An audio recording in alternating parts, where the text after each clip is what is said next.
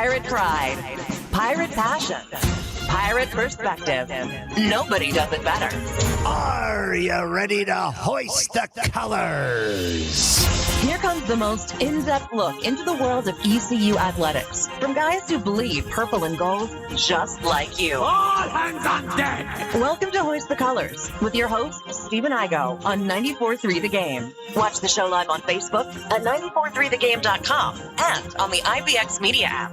Here's Stephen Igo.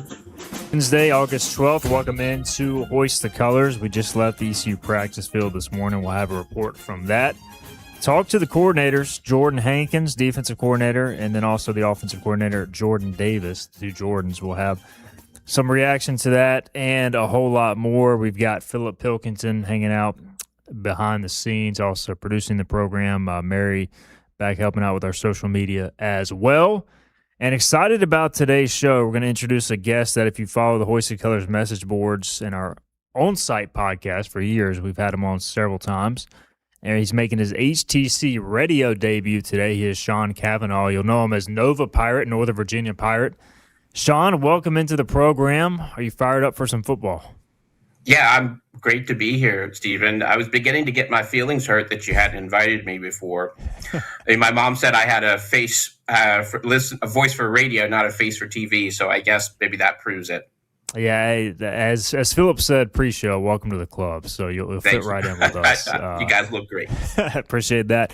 All right, so Sean, let us know, for those that don't know your work, you do a tremendous job with the X's and O's on the board. To me, you're arguably, if not the most insightful poster, definitely up there on Hoist the Colors, man. With the football knowledge, you do a ton of work just watching tape, and you have a background coaching football and dealing with high school recruiting and all that. So give us your background in the sport and why you have such strong opinions about the game. Yeah, thanks, Stephen. So often, life takes us down paths that we're not expecting to go down. The religious institution that I've been working for assigned me to a private religious school in the DC area to sort of take care of the spiritual and emotional needs of the community. And then within a year, I was coaching, which I found an absolute gift to be able to do so. I'd grown up playing sports and football and had coached. And so to have the opportunity to coach high school kids was something that I had not expected that I would be given the opportunity to do. So I stayed at the school for 20 years, worked in all aspects of the football program from coaching. I started out coaching wide receivers at the JV level, teaching them how to stalk block, and JV defensive backs, teaching them how to do basic leverage things, and then worked with kids to get them recruited, and had a chance to see the sometimes shadow side of that world, but also the opportunities that it gave kids to advance their lives. Had a chance to see all sorts of coaches from different walks of life come in and recruit some of our kids, from SEC coaches to ACC coaches to D3 coaches. And as part of that, I would often sit in with the kids just as a support while the coaches would make their pitches. And some of them, I was telling you earlier, we had, some SEC coaches that would show up in these sort of elaborate transportation modes. One showed up one time in a helicopter and landed in the field, and the kid ended up going there. I would have gone there as well. I actually wanted to ask for a helicopter ride, which I showed restraint in not doing so.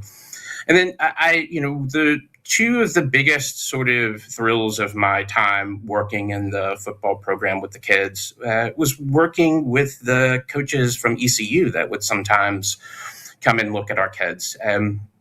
I got to know our kids really well, and if I thought that going to ECU would be good for them, I typically reached out to coaches, and I worked with Coach Yellick a couple of times, and he was absolutely great, and we'd sit in my office sometimes and talk ball. And then, but my best experience with any coach ever in the recruiting process was Coach Coach Ruffin. I had reached out to Coach, I believe it was his last year while he was head coach at ECU. And we had a kid that was one of the best athletes I'd ever seen, 6'4". He could put his play with his hand in the dirt at a 3 or 5 technique. He could play outside linebacker. I mean, he could probably play any position on the field. And this was a kid that was being heavily recruited by Tennessee. So I got in touch with Coach Ruff, and he drove from Greenville to the DC area and had a chance to sit in while he made the pitch for this kid. And honestly, Stephen, and for those who are listening, his ability to represent the university was extraordinary, and so was Coach Yellick. I mean, the coaches from ECU really handled themselves and represented the institution in a way that would make ECU graduates and students proud. But sitting there and listening to Ruff, what really made his pitch different and something that I had not really seen before was how authentic he was with this kid, and how much you could sort of tell that he cared about the players that eventually would play for him. He almost got him. In the end, this player went to Tennessee, and I think ultimately would have done better at ECU. So that's the background, coaching and having a chance to also help kids create their film and technique. And I also found out almost serendipitously that I loved sort of the strategy of the game, and that's my background. Looking forward to Sean's going to be joining us. Sean Cavanaugh with us, going to be joining us weekly throughout the season. And Thursday will be the day we do most often. We had to bump you for Cliff Godwin tomorrow. I hope you didn't take that personal. We had to bump you up a day, Sean. But, not this time, Steve. Next week we'll have Sean on then throughout the season, and really looking forward to it from a perspective of we'll dive into the X's and O's, and maybe go beyond just the casual topics that we so often hit on. But today we're going to talk primarily offense.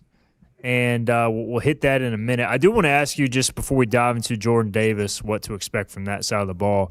Like, when you look at this offseason for Blake Harrell, and I know you wrote in the spring on our site that you felt like Blake was a winner of the spring game because of some of the talent and ability he brought in. But what do you kind of make of the offseason as a whole before we dive into specifics for the Pirates?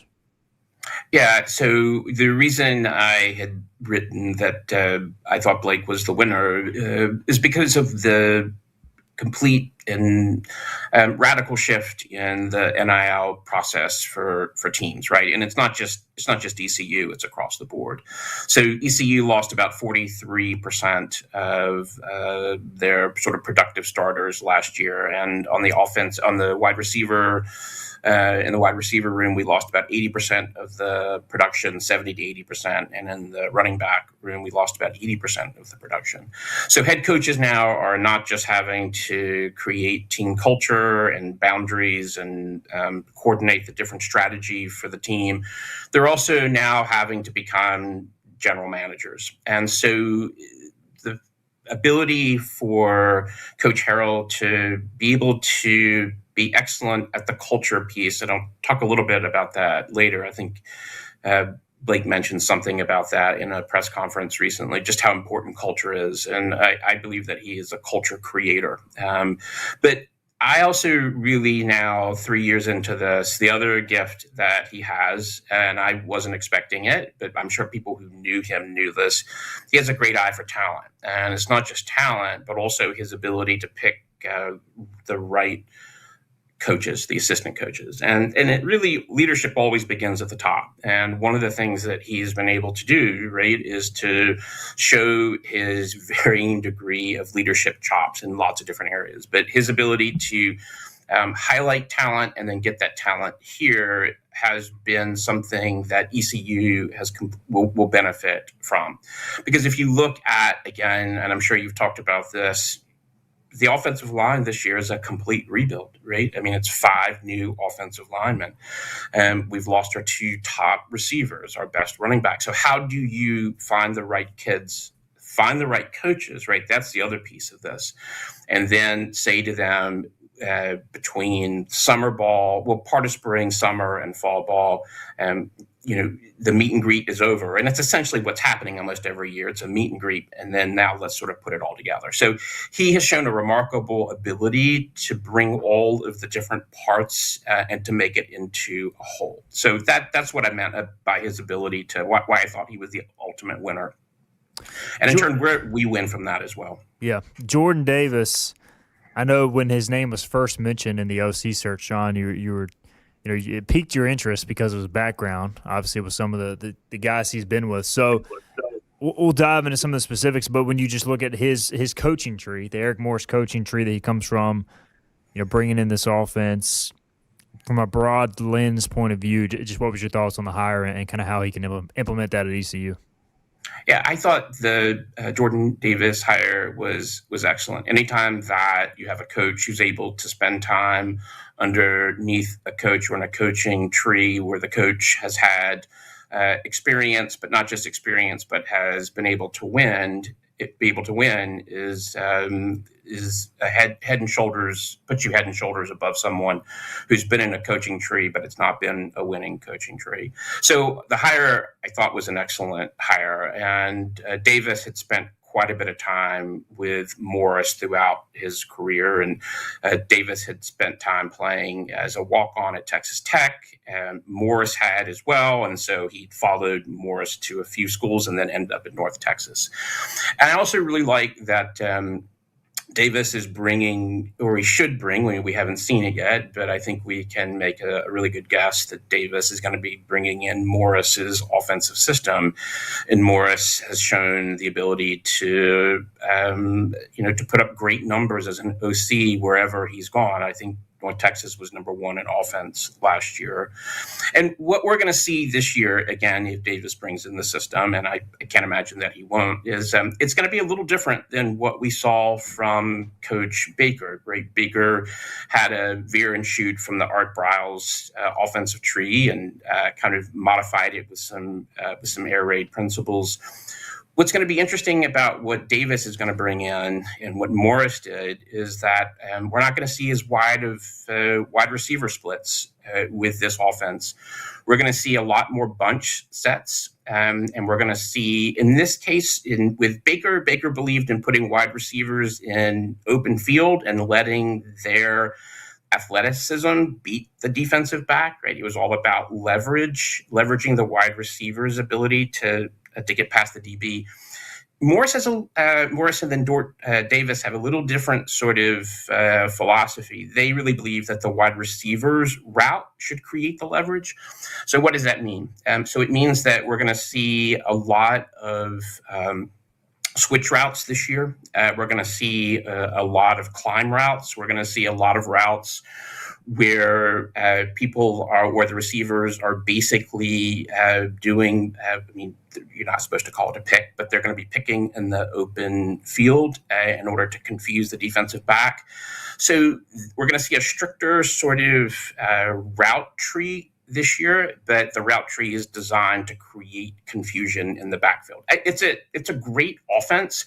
The challenge is going to be, and a lot of motion too, right? We're going to see a lot of motion with it. The challenge is going to be 5 new offensive linemen, 3 new receivers, a new running back, a new offensive coordinator. How long does it take them to put this system into place? Last thing before we get our first break in, Sean, and I wanted to follow up on that. I remember one of the things we talked about was JDB's system was pretty simple for the most part, and therefore, like, the learning curve wasn't as great as maybe this offense. Is that fair to say too? And how much of a concern is that going into the Alabama game? I mean, because you're not opening with FCS school. No, and there's.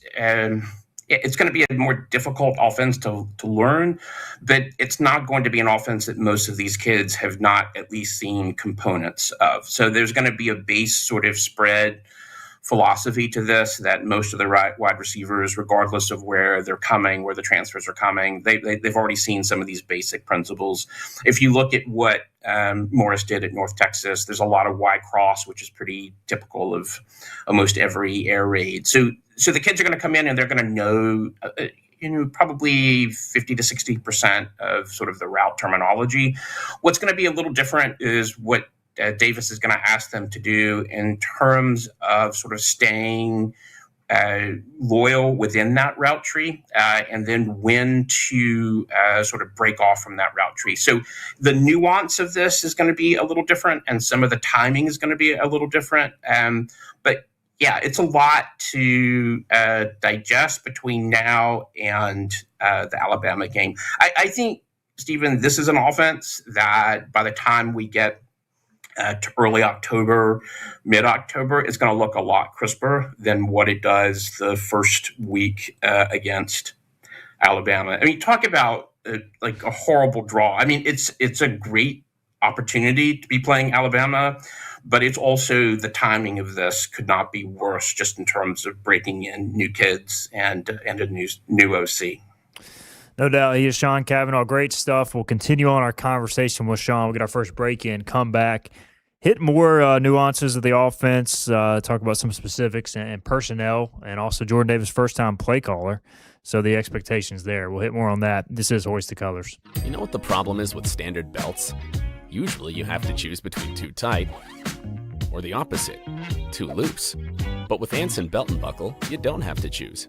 We got rid of the holes and instead have a track system designed for micro-adjustability. That way you can enjoy a perfect fit every time. Anson Belt and Buckle. Find your perfect fit today.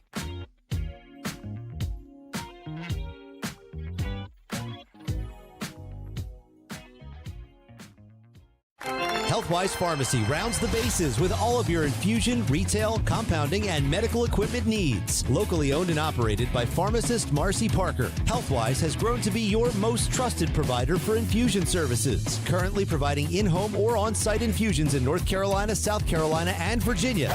Visit Healthwise Pharmacy at 615B South Memorial Drive or call 252-295-0059 to speak to a patient service representative to find the option that best suits your needs.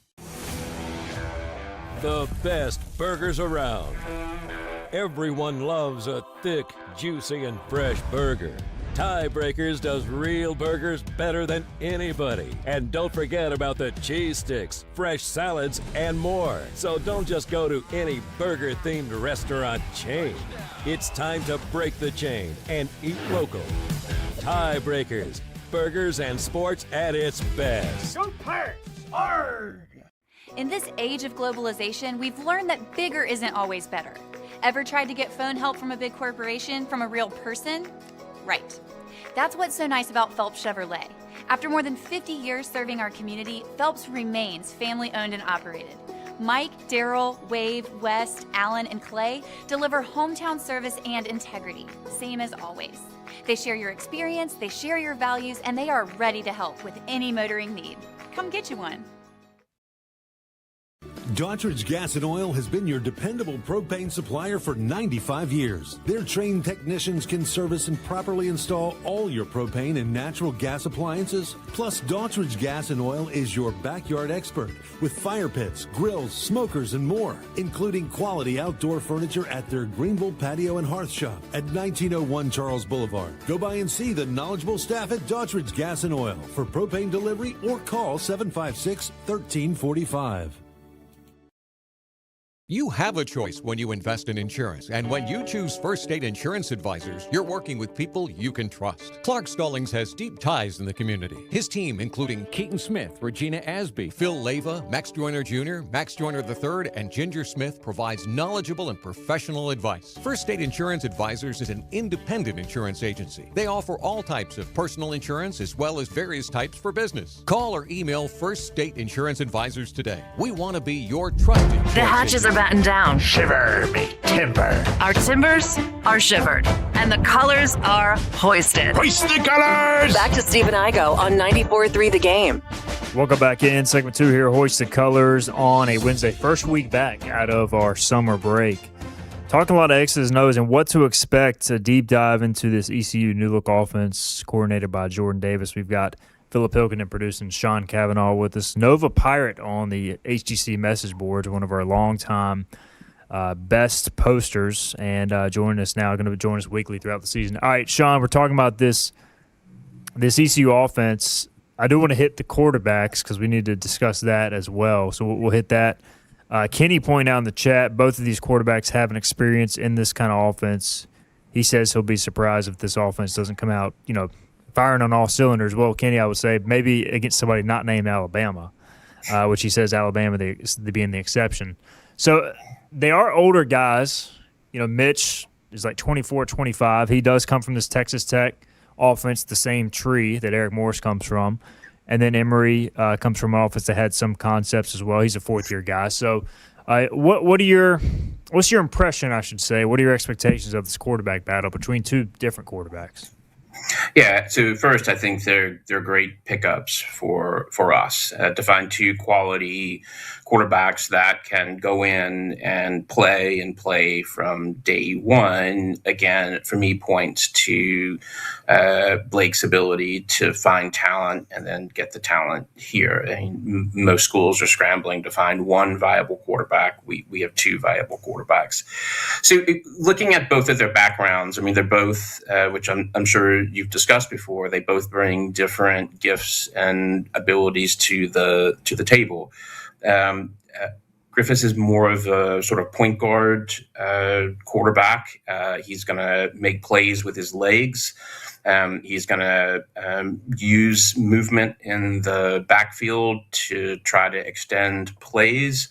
And, I think sometimes the biggest challenge of his game can be accuracy sometimes, but his accuracy is more than acceptable for what we need.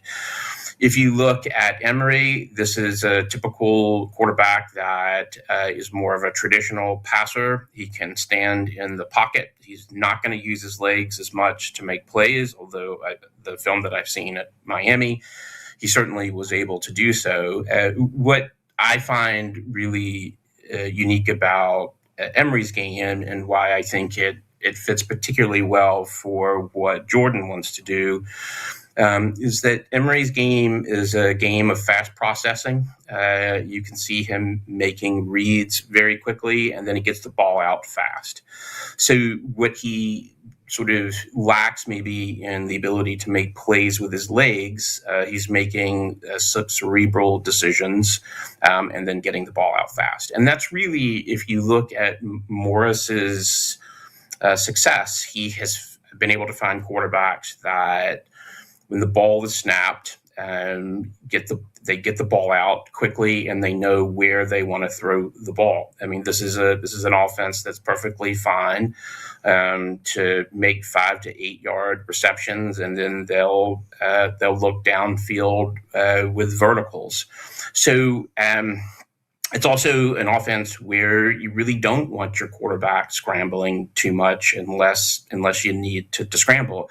So watching both of them in the spring game, I came away feeling good about both of them, and that either one could be a really good starter for us. And if I have to sort of look at what the system might reward at this point, I would give that just a little bit to Emory, but that doesn't mean anything until we put both of these guys in over the summer and fall and give them a chance to run the offense. So I just feel fortunate that we have both of them, actually. Sean, what would you call this offense? Because I've seen some air raid tendencies. I've seen some plays where you've got the Y stick route and they're playing off that. I've seen plays where they have the mesh with the climb route that you were talking about, which you would consider kind of off of an air raid.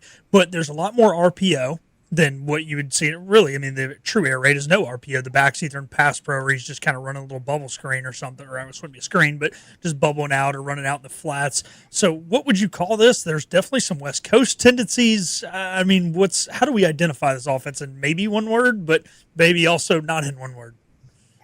So the name that is often associated with what Morris is trying to do is power air raid, because it has two components. So let's talk about the wide receiver route tree component.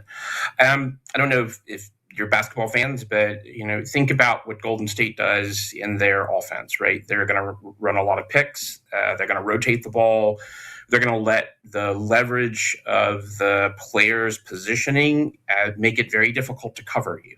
And that's the philosophy of this wide receiver route tree. That basically, imagine, you'll see in this offense, you'll see a lot of bunch sets, right? So with what Baker was doing, because he came from sort of an Art Briles sort of veer and shoot offense, is what Lane Kiffin was doing. It's what they're doing at Tennessee. Is you spread out the wide receivers, and then you let the wide receiver use his leverage to beat the D-back. I mean, it's sort of like what Baker was doing is, again, let's talk about basketball. It's, if you have a really good basketball player and the coach says, we're going to clear the floor for this guy so he can shoot. And so the offense is sort of set on clearing the floor. And that's really what, in simplified, what Baker was doing. He wanted to put his best receiver on the secondary's worst defensive back.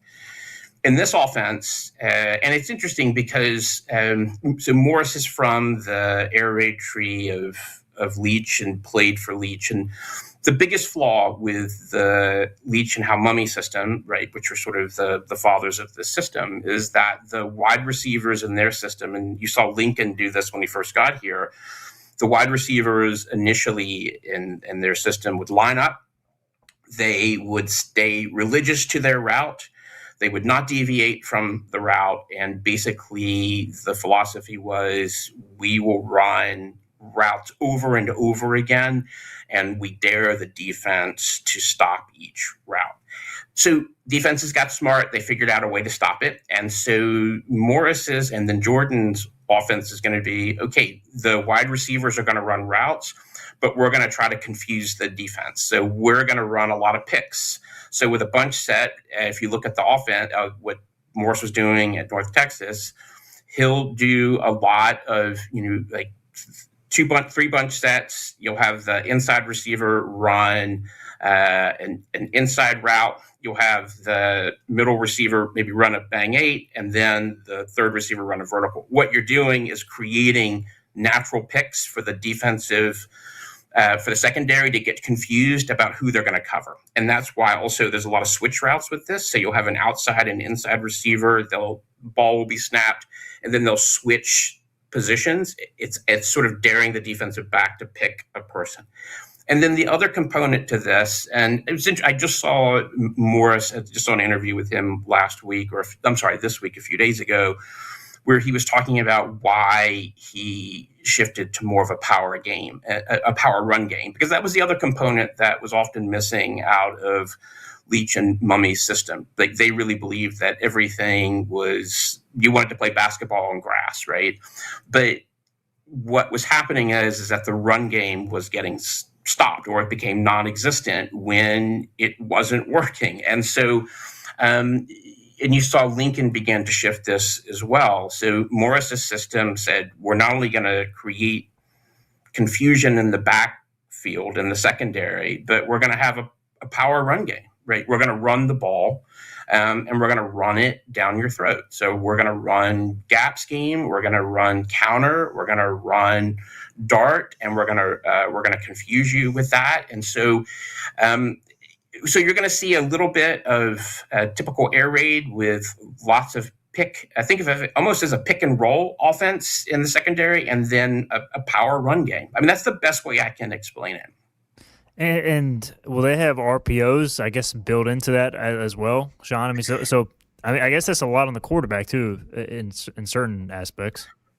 Yeah, it is, Stephen. And this is Morris has given his quarterbacks more leeway than most other offensive coordinators. And so he's going to ask whoever the quarterback is to make some pre-snap reads. But you also, and this is where repetition really comes into play, and just having a chance to be within the system. Because if you look, Morris was able to put in different quarterbacks sometimes each year, and those quarterbacks did really well. Initially, there was a learning curve, but it's not a system that is so difficult for the quarterback to learn this season. But there is a learning curve here. And the other thing, Philip, that I left out is the other thing that Morris brings, and I imagine we'll see Davis do, and we'll see a lot more of that this year than with Baker, is we're going to see a lot more. So there's going to be a lot of motion, either with the running back or wide receiver, and they're going to put the wide receiver in motion, as most people do, one, to try to get the defense to reveal whether it's in man or zone, or the other thing is they want to put the running back or wide receiver in a better leverage position. So if you put him in motion, you make the linebacker or whoever is covering that motion receiver, you're making that linebacker or D-back or nickel back, you're putting them into some extra pressure with leverage. So it's an interesting mix of air raid, of route as leverage, and then a power run game to it. So if you're Alabama, you're App State, you're ODU, they're all studying North Texas type offenses, probably much like you are, Sean, to get a gauge on what ECU is going to run in these first few games. The biggest unknown outside of I think it was New Mexico Bowl, that's the only game Jordan Davis has actually called plays. So we just don't know what he's like as a play caller. What are his tendencies? What are his favorite things to dial up? What is he going to default to when things are tough? So that's an advantage for ECU. Obviously, the disadvantage is he doesn't have any true under-the-fire play calling experience outside of that game. So that's I love everything I'm hearing about the offense. I like the talent watching it at practice. A little worried about the O-line depth, but who isn't? So I guess the biggest thing I need to know at this point, Sean, is how good is Jordan Davis at calling plays? And that's something we won't really know till, I guess, the season kicks off. No, because that's the other thing about this, Stephen, or really regardless of who the OC is, you can have someone who knows the game forwards and backwards. When I first started coaching at the school, I had a guy who was just a brilliant tactician. He sat with me almost every afternoon after school and sat down and sort of taught me the basic fundamentals of the game, coverages and different sort of like offensive schemes. It was really kind of a primer for a year. But this guy, he was the offensive coordinator, knew more football than most people will ever know. But when it came to calling plays, he just tensed up at almost every facet of the game. And so that's it, and then ultimately only lasted about 2 years as the OC. That's the big question mark here for any successful OC and later coach. How are you going to react once the game begins? What's your feel of the game? What's the flow of the game? Can you call plays? I mean, so every offensive coordinator, right, is asking questions of the defense. Can he ask the right questions and then get the right answers? Is he going to make the right call at 3rd and 2 when the pressure is on? I mean, Morris had one of the reasons Morris was so successful is that if you look at the course of his career, he had an excellent feel for the game. I think he was a great field general. Does Jordan have that? I don't know. I don't think anybody knows. I don't know if he knows until the game gets started. And that's the wild card here, is that you can really have a great grasp on an offense. I mean, you can be an academic in football, right? But once the game starts, can you react? And can you take risks also, right? I mean, there's risk taking in this. Are you timid? And that's the learning curve here. And you saw this with Coach Baker. I mean, I thought he became a much better play caller towards the end of his time here, which you would expect. Early on, there were calls that I thought were calls that I know he would like to have back. I mean, it's just like with any sort of career, right? That when you first start out, you are not the same person as you are 3 years in. So, yeah, that's the big question, Stephen. Final thing for you, and we'll get you out of here, Sean. Robert in the chat wanted to know, do we have the type of tight ends on the roster that will fit the system? So quick word on the tight end usage. Jordan Davis did say today Ishmael Smith-Flores, the Sam Houston transfer, has been very impressive, 6'5", 250. So looks like he may be the starter. Yeah, so that's good to hear, right? Fortunately, this is an offense that and likes to spread the ball around. And so as a tight end, I would think at this point, what he really my guess is what he really wants out of the tight ends right now is to have the ability to block. Because once they start running their sort of gap scheme, they're going to want a tight end you see with North Texas, there was a lot of 11 personnel. The tight end did a lot of important blocking. So right now, I think the number one thing is, can you block? And then two, can you catch? So because they toss the ball around to different receivers, the catching piece doesn't bother me too much at this point. It's can you get in your stance, fire out of it, and be a productive member of the blocking squad? But that's my thought on it at this point.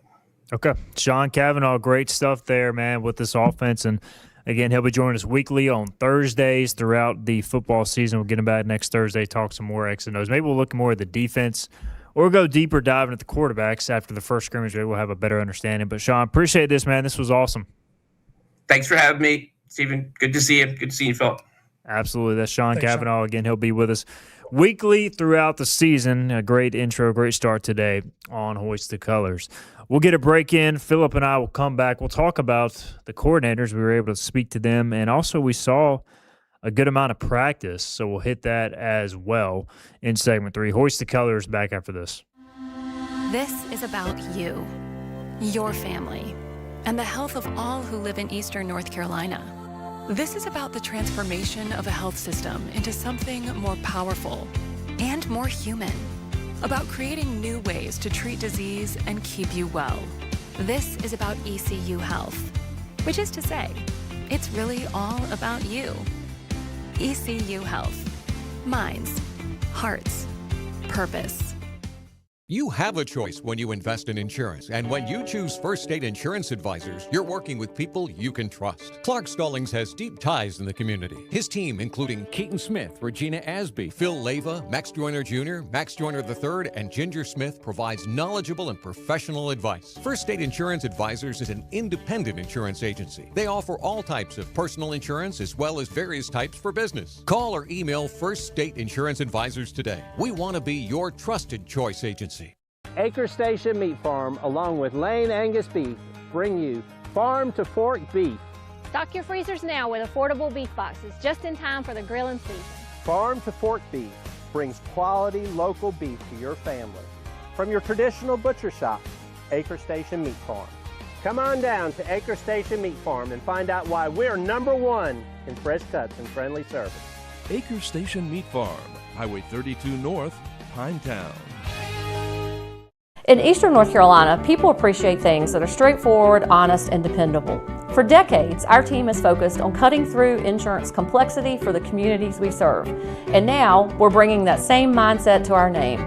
We're Flatlands Insurance Group, a simpler name that reflects the same local team, the same values, and the same commitment to the great communities we feel blessed to be a part of. Flatlands Insurance Group, your whole world is covered.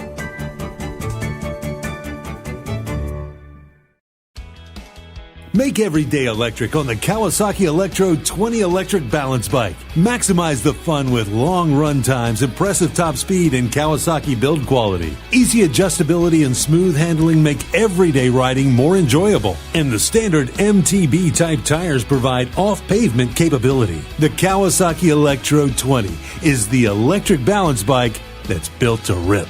Go to Ron Ayers Motorsports, Memorial Drive north of the airport, Greenville. Your confidence makes everything look good. You see the world in vivid color, not black and white. Swing through your neighborhood Fantastic Sam's Cut in Color and let our experienced stylists take you from everyday to extraordinary. Fantastic Sam's hair salons are locally owned and operated. Our full-service salons are conveniently located in Goldsboro, Kinston, Greenville, New Bern, Jacksonville, and Calabash. Stop in today at Fantastic Sam's, where the possibilities are endless. Well, that's enough of that. Back to Hoist the Colors with Stephen Igo on 94.3 The Game. Segment 3 here, Hoist the Colors, Philip Pilkin and producing. We just talked to Sean Cavanaugh, who's going to join us. Every Thursday is the plan.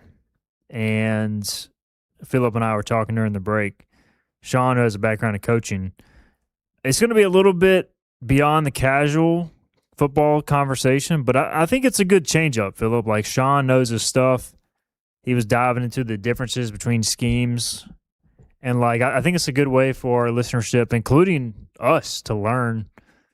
Like, I mean, I have an idea from watching North Texas and doing some research on what to expect, but I gained a lot from that conversation.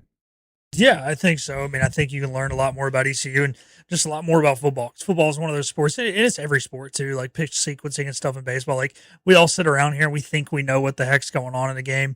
Dude, football, we are all in the blind. We do not have a clue if we haven't at least coached at the collegiate level. So this is the kind of stuff that you're going to learn from Coach Logan level, and you're getting that here as well. So I really like it. I thought it was good. So yeah, again, sorry to the casual if it's all over your head, but hey, this is a good chance for everybody to learn a little more of the X's and O's. Tune in and learn. I mean, there's so many things that go on in a football play, let alone a football game, that make football so fascinating, just the X's and O's and what everybody's trying to do. And then you throw in the RPO where you have a run pass option in the middle of it where the quarterback can hand it off or throw it. It just adds so many wrinkles to it. All right. We talked to the coordinator, speaking of Jordan Davis, speaking of Jordan Hankins, and I got a text from, I won't mention his name, but a former ECU writer who said, sounds like we're a long way from Donnie Kirkpatrick at the podium with the coordinator press conferences today. Donnie K, for those who know, I mean, you want to talk about entertaining radio. If we got Donnie K on the radio, I mean, he talked for days, talked for hours. I mean, he may have some answers longer than the press conferences today. And look, Jordan Davis, Jordan Hankins, they weren't bad at all. It's just I think they were trying to be – I mean, Jordan Hankins came out and said, look, I'm not trying to give away any secrets. The opponents can do their research. He prefaced us by saying, I'm not the most exciting interview, so at least he was up front. Jordan Davis, I thought, was fine. He was just shorter on his answers. But you can go check out those press conferences now, 94.3 The Game, hoist the colors. But I don't know, did you gain anything insight-wise today? Not really. No, yeah. It was definitely coach speak today. But they know – how much of this is they know Alabama, App State, they're watching, they're trying to put together their scouting report too. I mean, I think that at least Hankins kind of said it was part of the process. I mean, look, it always comes out, and I've said this before, and I'll say it again. If they knew that the only thing they said would go to the East Carolina media and the East Carolina fan base, and there was a way to 100% keep it only in the the friendly confines of Greenville, I don't think they'd have a problem telling us. They just don't want it to get to Tuscaloosa and Boone and Norfolk. Thank you. I was like, I about said Lynchburg about 4 times. And but in the era of social media and YouTube, like, it's going to go there. And even if it was pre-social media and YouTube, somebody's going to write about it in the paper. It's still going to go there. You have to go back to the printing press days, I guess, to just keep it in the confines of your town. Now, we did see practice. We'll get into that in a minute. The one big takeaway I had is the defense kind of had its way, at least towards the end when we were out there, and I could feel the urgency. Maybe I could read the urgency on Jordan Davis a little bit more than Jordan Hankins. Like, if you don't have your best practice as the coordinator on that side of the ball, you're going to come off the field being a little bit more unsettled, and I could kind of feel that with Jordan Davis. And he kind of said they had a great day a few days ago. This one, not as good. The day before, not as good. First off, defense typically ahead of offense early in camp.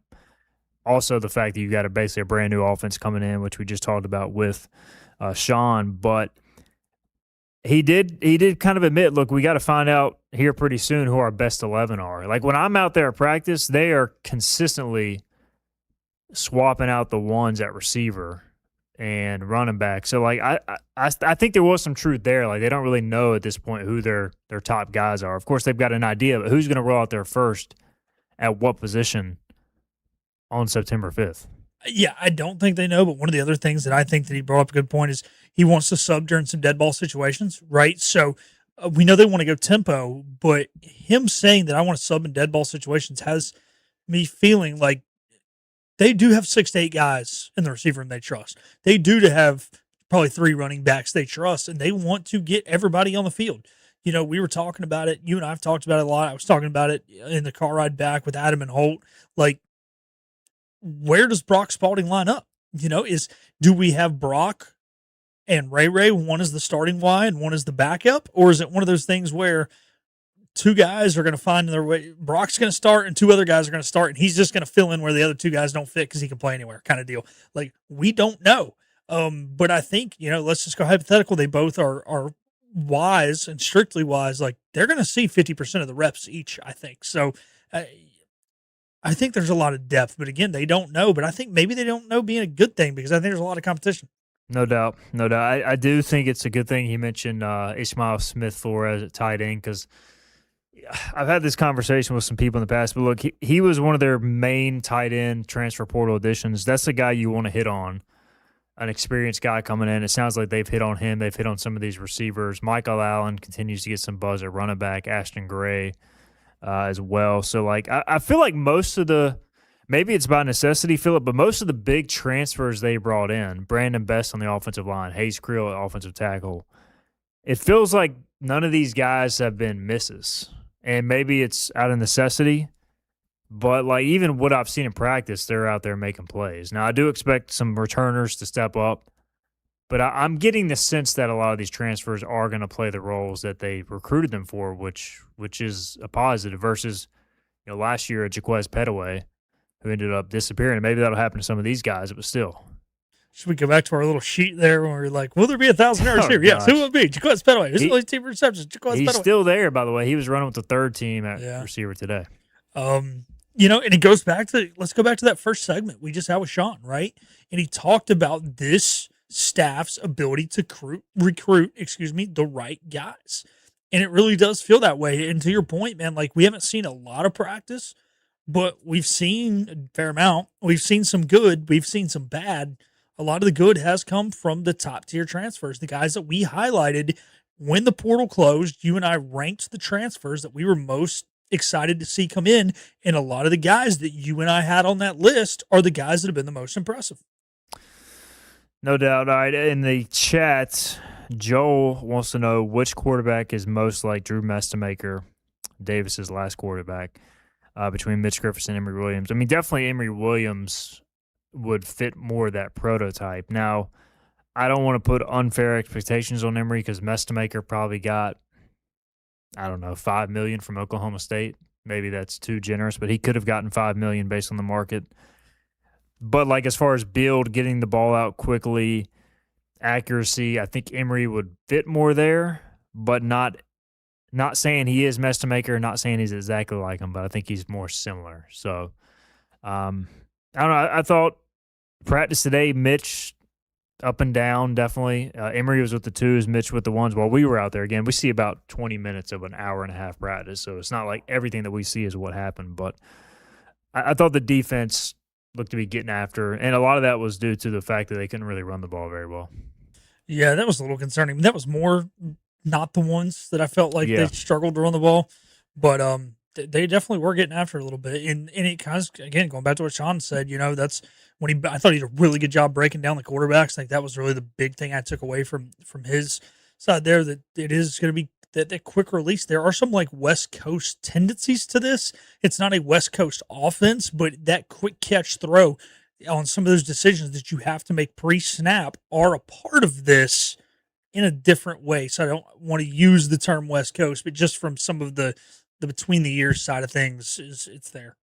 All right, let's get our final break in. We'll come back. I'll hit a few more things before we get out of here on a Wednesday edition of Hoist the Colors. The power of savings is yours at Greenville Toyota with powerful deals on our huge selection of new Toyotas, like a Camry, $229 a month, or the all-new RAV4, $279. Don't miss the power of savings at Greenville Toyota. In Eastern North Carolina, hard work matters, and it always has. At Flatlands Insurance Group, we've been showing up for our neighbors since 1963, helping families and business owners navigate change, weather tough seasons, and keep moving forward. Decades later, our purpose hasn't changed: to help protect what you've poured your time and energy to, from your home to your health to whatever comes next. Flatlands Insurance Group, your whole world covered. Need cash for a vacation? National Finance Company is here to help. For over 50 years, National Finance Company has been the small loan specialist with loans from $1,000 to $5,000 with low payments to meet your budget. We're in the business of getting you the cash you need today. Apply online for a loan at one of our convenient branch offices and get your money as fast as today. It's easy. Get the vacation cash you need. For extra cash, visit nfcmoney.com. Your future is full of possibilities, and Pitt Community College can help you explore every option.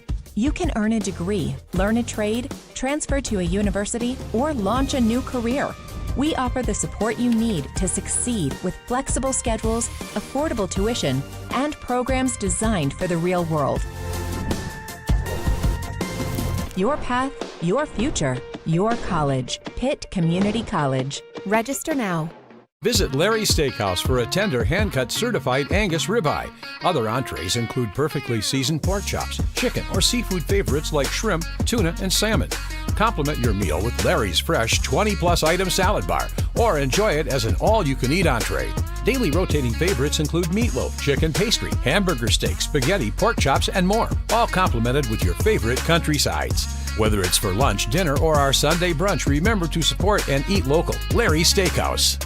The hunting and fishing event of the summer comes to the Greenville Convention Center, July 11th and 12th, bringing together the best hunting and fishing vendors, outfitters, and fishing experts, all under one roof. Special free events, including a mountain trout pond, indoor archery range, offshore fishing experience, interactive duck blind, and free seminars. Don't miss it. The Mid-Atlantic Hunting and Fishing Expo is July 11th and 12th. With new Toyota trucks from $259 a month, you've got the power of savings at Greenville Toyota. Drive Tacoma's $259 a month or Tundra's only $399 a month at Greenville Toyota, where our volume saves you money. Everything you need to know in the world of ECU athletics. This is Hoist the Colors with Stephen Igo on 94.3 The Game. All right, welcome back in. Hoist the Colors. Got a few minutes left here. I did want to say, again, if you enjoy the content, you enjoy the in-depth discussion, the coverage, practice discussion, make sure to check us out at hoistthecolors.net. I know we got a lot of people that listen to the podcast or listen to the radio show. Maybe you enjoy the audio component, but can't stress enough. We've been doing the written side since 2010, back to when I was a student at ECU. I guess that would put me on year like 16, 17 of doing this, which is crazy. But our VIP subscription, we're offering a 60% off now. That's 365 days. That'll get you through camp, football season, basketball season, baseball, all the way to next year's camp. VIP coverage, recruiting season as well. And we're out there. We obviously talk about practice on this show, but I go even more in depth to some of the standouts, some of the things really standing out in our VIP coverage. I'll work on a practice report later about some guys stepping up on the defensive side of the ball, making some plays there, as it was a very defensive, successful into practice on Wednesday. So check that out, 60% off, hoistthecolors.net. All right, Philip, you had a great question to Jordan Davis about, I think at this point we basically know the starting five of the offensive line, or we assume the starting five in some form or fashion will be Bryce Weaver, Carson Jones, Brandon Best, Hayes Creel, and Ethan Kramer. After that, it seems like a little bit of a crapshoot. They've got bodies. Do they have the answers? That seems to be the question. Yeah, man, I don't know, man. I'm just going to say, call it spade a spade. Outside of the ones, the offensive line is losing the point of attack pretty consistently. Now, with that being said, this is a Roy Tesh coach defensive line, so you expect the twos this to is be pretty as good standard as the one, for every right? camp that I've covered. It is. So that's part of it. But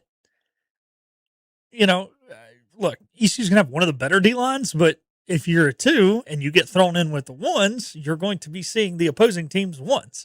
You're going to be seeing starters. So you need to be able to hold your own against ECU's twos, which are really their 1Bs, and their threes, which are really their 1Cs. You're going to struggle. So, I mean, he kind of listed really everybody that was running with the twos. I'm just being honest. I think they've got five. I'm a little worried. I'm just being straight up. You know, he the first name he mentioned is a name that I think it's his time to step up. Marleo Neolan redshirt junior, 6'5", 6'6", 310. He's got the size. He's been in the program long enough, and he's at a point now where you have he's a guy ECU recruited, they've developed, and you're not going to be able to go get a fourth-year backup offensive tackle or offensive lineman to fill that role. So you got to rely on internal development. So he's just a guy they got to get ready to go. Now, new offensive line coach, new scheme, so maybe there's still some adjusting going on, but he's in that mix.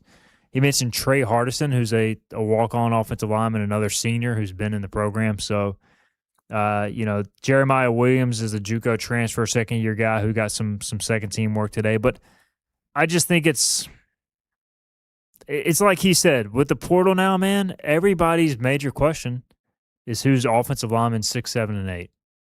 And if we can get – at this point, I usually hope for 8. Philip, we talked about it. At this point, I'm hoping for 7. You're hoping for 9, but yeah, I mean, 7 I think is probably your best bet. That's like you said, it's the best bet for a lot of teams. But one of the things I've noticed in some of the one-on-one drills, to make this quick, I think I already mentioned it, the defensive line does have better pad level than the offensive line. I feel like they're more flexible in their hips. So even if the offensive line's playing well, if they don't have good pad level, they're getting blown off the ball, especially on run plays. So could flexibility fix some of these problems? I don't know. And if it's something that simple, let's get it fixed. Well, you got 24 days to fix it before you roll into Tuscaloosa. Bryant-Denny Stadium, 100,000 fans, 11 a.m. Central start. It'll be here before you know it. Man, I'm ready for some football. Appreciate Sean Cavanaugh. Thanks to Philip Pilkin, and thanks to our crew behind the scenes as well. Tomorrow, ECU baseball is on the docket. Cliff Godwin, ECU baseball coach, scheduled to be in. We'll see you then, 12 noon, live on HTC.